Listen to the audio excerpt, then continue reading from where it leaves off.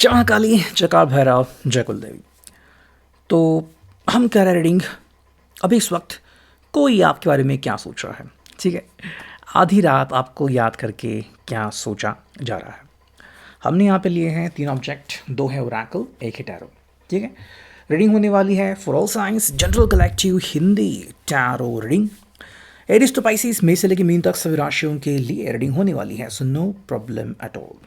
ठीक है, तो चलो सबसे पहले शुरुआत करते हैं ओरेकल से, बाद में हम देखेंगे टैरो। ठीक है, हम चुनते हैं डिवाइन डायरेक्शंस और देखते हैं हमें यहाँ से क्या कार्ड्स मिलते हैं। ठीक है, 2 कार्ड मिले हैं और 2 कार्ड चुनते हैं और 1 कार्ड आपके लिए चुनते हैं। ठीक है, चलो 2 कार्ड चुनते हैं आपके लिए। लेट्स सी हमें यहाँ पे क्या कार्ड्स मिलते हैं। ठीक है, यस, चलो।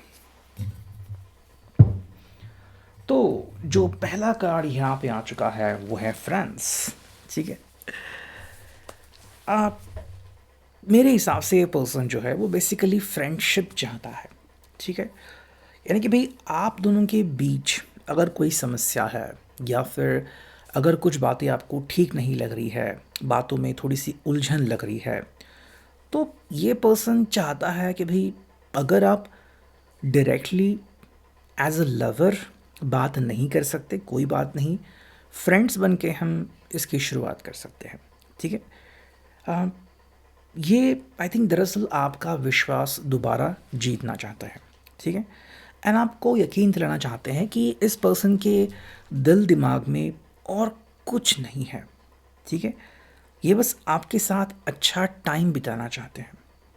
तो चाहे आप इनको टेक्स्ट या वॉइस मैसेज करो, आप इनको ईमेल भेजो, आप इनको पर्सनली मिलो, ये बस कह रहे कि भाई इनको रिश्ते में क्लैरिटी चाहिए। ठीक है, एंड वो आपको क्लैरिटी देना चाहते हैं। अगर किसी वजह से आप कमिटमेंट से पीछे हट रहे हो या फिर ये कमिटमेंट देने से पीछे हट रहे हैं, तो ये कह रहे हैं कि भाई कुछ जो जज्बात हैं, कुछ जो बातें हैं, वो क्लैरिफाई होना बहुत ज़रूरी है। अब अगर यहाँ पे कोई थर्ड पार्टी का एंगल आ रहा है या फिर एक्स पर्सन का एंगल आ रहा है या फिर आप अपने पिछले रिश्ते से उभर नहीं पा रहे हो, तो ये पर्सन जो है वो बेसिकली थोड़ा समय या थोड़ी सी मोहलत या तो मांग रहा है या तो आपको देना चाहता है। ठीक है, सेकंड जो कार्ड मिला है वो है फैमिली। ठीक है, हाँ, अगर आपको लगता है कि ये पर्सन जो है वो आपको फैमिली में काउंट नहीं करता, तो ऐसा नहीं हो सकता है कि इनकी फैमिलीज़ की जो व्याख्या है उसमें फ़र्क हो सकता है। ठीक है, यानी कि भाई अगर आप समझते हो कि इनके लिए फैमिली मतलब सिर्फ अपने पेरेंट्स एंड अपने भाई बहन दैट्स इट, या फिर क्लोज फ्रेंड्स, वो मुझे अपनी फैमिली नहीं समझते, तो आई थिंक यहाँ पे थोड़ी सी मिस्टेक हो सकती है। ठीक है, इनके हिसाब से एक फैमिली वो है जो कि उनसे कनेक्टेड हैं एंड उनके दोस्त जो बहुत पहले से उनके साथ जुड़े हुए हैं, और सिर्फ उनसे नहीं, उनकी फैमिली से भी, मतलब फैमिली के मेंबर से। ठीक है, वही एक दूसरा मतलब भी निकलता है जिसमें वो सिर्फ उस व्यक्ति के साथ जुड़ते हैं जिसके साथ वो अपना दिल साझा करते हैं, और ऐसे में आपके साथ जो उनका रिश्ता है वो बहुत स्पेशल है। हमें यहाँ पर मिला है करियर। ठीक है, अगर आपको लगता है कि ये पर्सन जो है वो बेसिकली करियर के बारे में सोच रहा है या फिर ऑप्शंस आपको बता रहा है कि भाई इतनी सारी चीज़ें हैं, अब मैं इसके बारे में क्या करूं, या फिर मैं थोड़ा सा उलझन में हो सकता हूं और मैं इसके बारे में सोच रहा हूं, तो ये आपके लिए काफ़ी फ़ायदेमंद हो सकता है। अगर आप इनके जीवन में कुछ चाहते हैं, लाइक ये पर्सन जो है वो अपने ओहदे से आगे बढ़े या फिर और भी बहुत कुछ अचीव करे, और ये पर्सन में भी किसी चीज़ की वजह से या तो अपनी जगह छोड़ नहीं रहा है या फिर ट्रांसफ़र नहीं कर रहा है, तो कहीं ना कहीं ये समय हो सकता है इस बात के बारे में सोचने का एंड बात करने का कि हाँ, ये पर्सन अब शायद थोड़ा सा सीरियस या प्रैक्टिकल होने जा रहा है। ठीक है, जो चीज़ इस पर्सन के लिए अभी इम्पॉर्टेंट है वो है क्लियरिंग।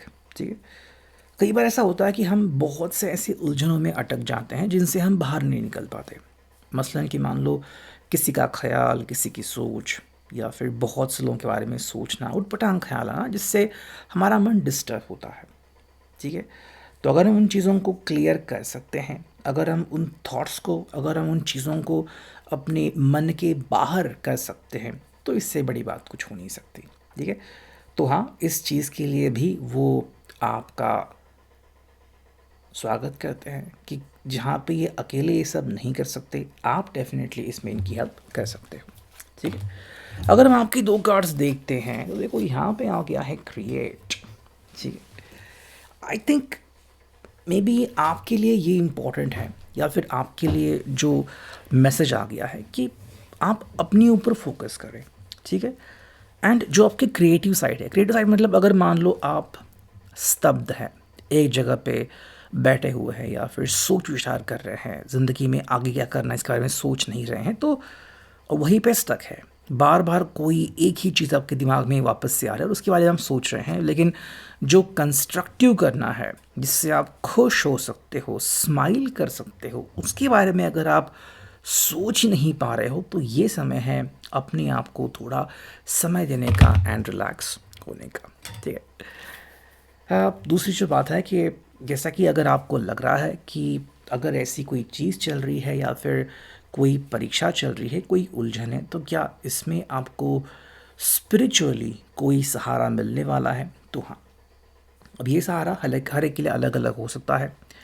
जो भी आपके गाइड्स हैं, चाहे आपके एंजल्स हो, चाहे आपके एंसेस्टर्स हो, ठीक है, आपके पूर्वज हो, पितर हो जिसे हम कहते हैं, अगर वो आपको गाइड दे रहे हैं, गाइडेंस दे रहे हैं, या फिर जिसको आप मेंटोर मानते हो, वो अगर आपको गाइडेंस दे रहे हैं, या फिर जिसको भी आप पूछते हो एक गुरु मानते हो, वो आपके सामने ऐसी परिस्थिति ला सकते हैं या फिर ऐसी कुछ चीज़ें पेश कर सकते हैं कि जिसको देखते ही आपको अंदाज़ा आ सकता है।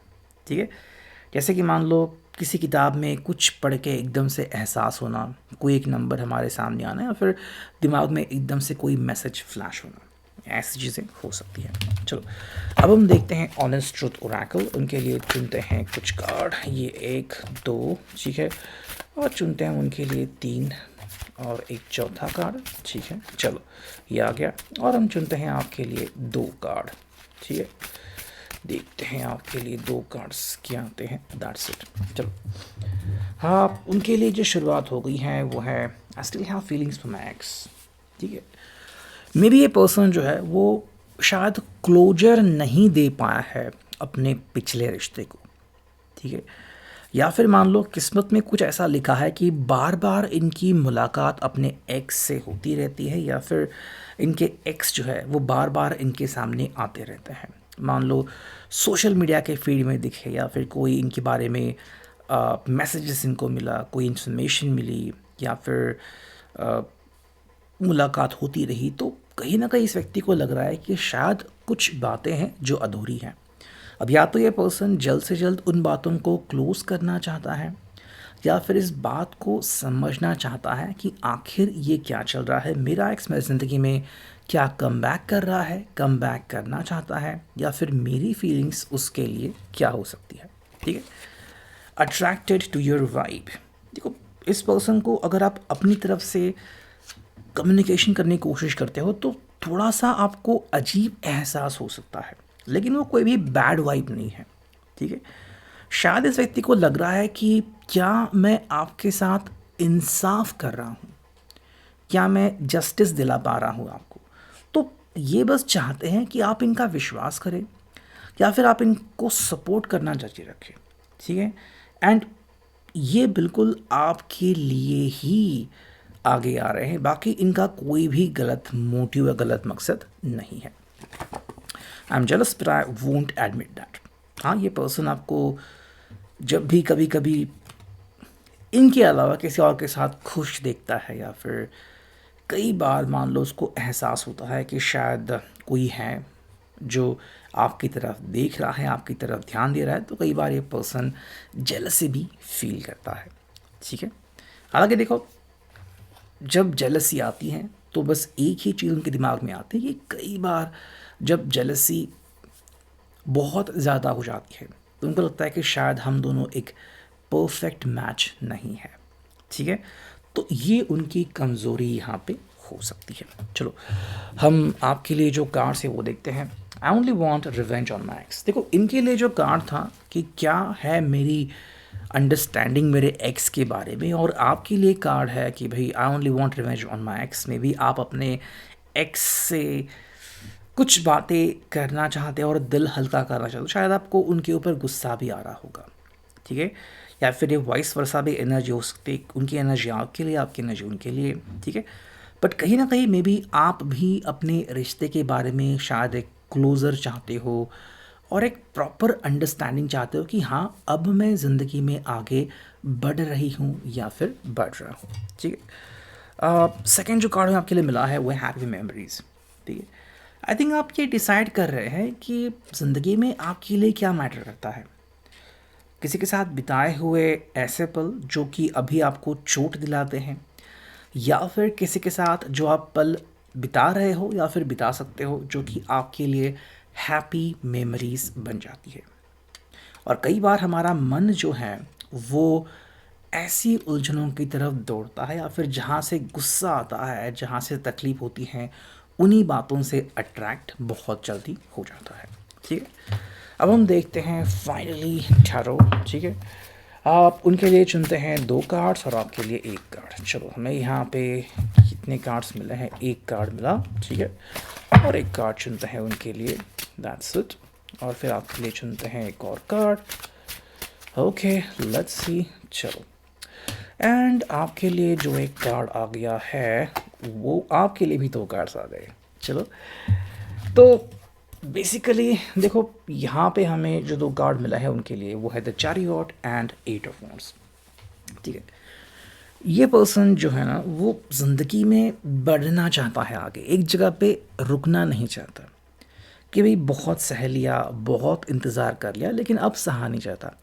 यानी कि इस पर्सन की लिमिटेशन है और इनका बस ये कहना है कि अब मुझे कठपुतली नहीं बनना, ना ही मुझे बस किसी का वेट करना है, मुझे बस ज़िंदगी में आगे बढ़ना है और सबसे पहले मुझे कम्युनिकेशन करना है। मतलब अगर ये बात करने से कतराते थे तो अब ये अपनी बात श्योर शॉट सामने रखना चाहते हैं। वही अगर हम आपके लिए कार्ड्स देखते हैं तो यहाँ पे है स्ट्रेंथ एंड 2 ऑफ सॉर्ड्स।